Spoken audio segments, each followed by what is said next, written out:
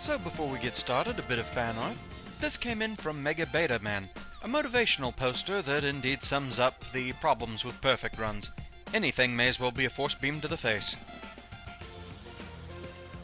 This was sent in by Drew, aka the Mega Man Master. He used my trainer sprite and edited one of his own together, and it looks like we're about to have a battle. Though the thing is, lately he's been experimenting with missing number. I think that scares me more than anything. Speaking of frightening, Invisible Coin Block sent this in, and it was simply titled Triple Bugger. Yeah. That's horrifying. And still on the subject of scary, this came in from Mutant Yoshi.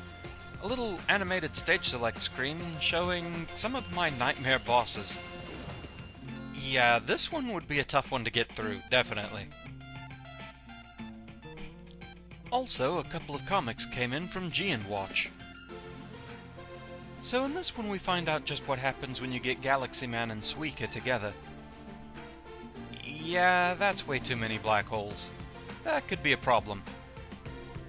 As a special note, Watch did make mention that he did not draw this particular fan art here, and doesn't claim it as his own, but if anyone actually knows who did this, that would be very nice to know.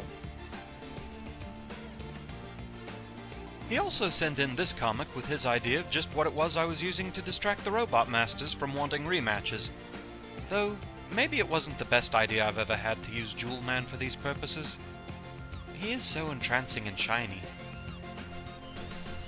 Oh, wait, what? Oh, right, yes, as usual, these will all be uploaded to the fan art gallery on my main site, and now time to get on with the video. Hello, Roar Mithril here once again, and it's time to see if we can't blow past the midway point. Let's go after Tornado Man. Pretty stylish design on this guy. Also, easily one of the catchiest songs in the game. I love this theme. Here we have a Ballon Boo. They're kind of fun to take down by shooting the balloon first. I mean, sure they go with less fuss if you go after the basket, but what's the fun in that? I always feel like these gimmick platforms are going to drop me.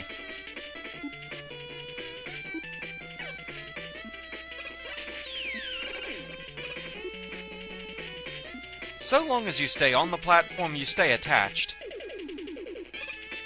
They only drop you if you jump when you're on the bottom.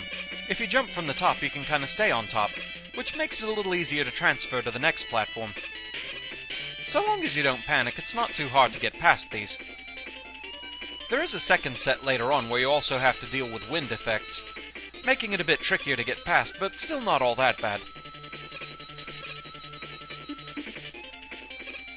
There we go. Destroy all balloons! Ooh, shiny.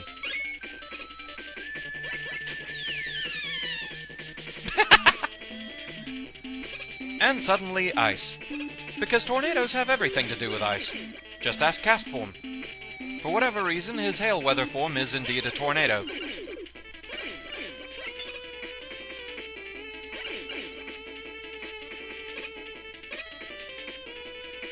Moving on.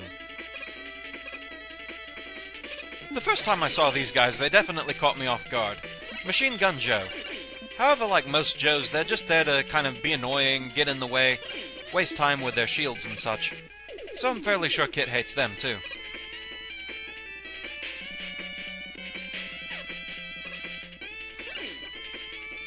It might seem like a good idea to snipe from that lower platform, but he can still hit you with his shots at a maximum height jump, so best to just take your time against him.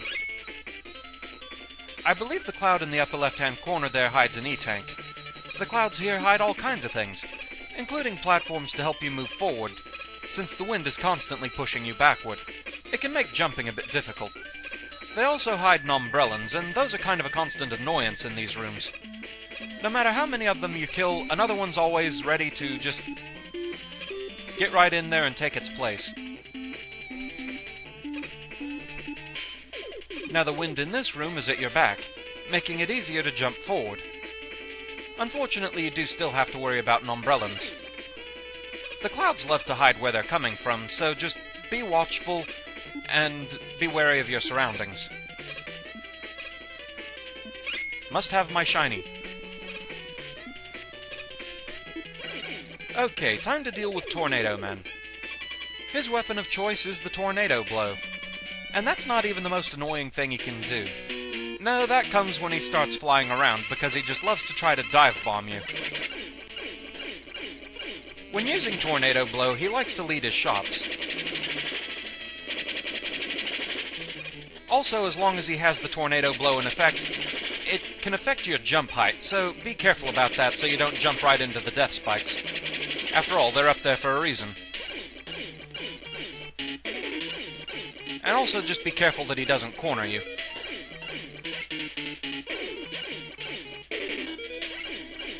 There is some lenience with the tornado patterns, but all in all, he actually isn't that bad if you're just very, very careful.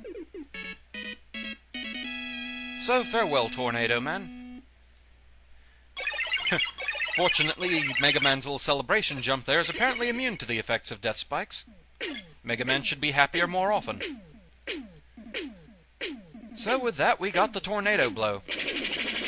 Basically, it's a screen clearance weapon, but also it can affect your jump height, giving you a bit of a boost when you first use it. It's useful for getting past some trickier jumps. So, let's save our game. And have a slight bit of story element. Otto has analyzed the bit of scrap that we found. According to the product code, that robot's period of use had expired, and he was scheduled to be scrapped. Roll feels bad for them, but their expiration dates are decided by law. So apparently, legally, robots must die or something. But Mega Man doesn't understand why they're so crazy. They should be happy to be scrapped. Mega Man, you weirdo. Anyway, that's half of them down. 4 down, 4 to go. So this stage, of course, did have its problems. Enjoy the outtakes.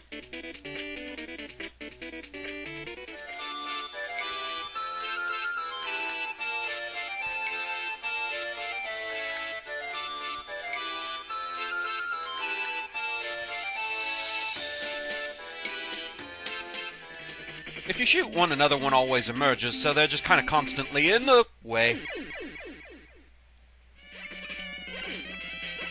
You can actually shoot this... Okay, you can't. I find it best to just ignore the Nombrellans, really. They won't ignore me. So be careful about getting trapped by him. Whoa. There's a little lenience, but not much. And not enough, apparently. They also hide little platforms to help you jump through this area, because the wind is constantly blowing you backwards. And that was dumb. Revenge of the Balloon! So be careful that you don't jump right into the death spikes.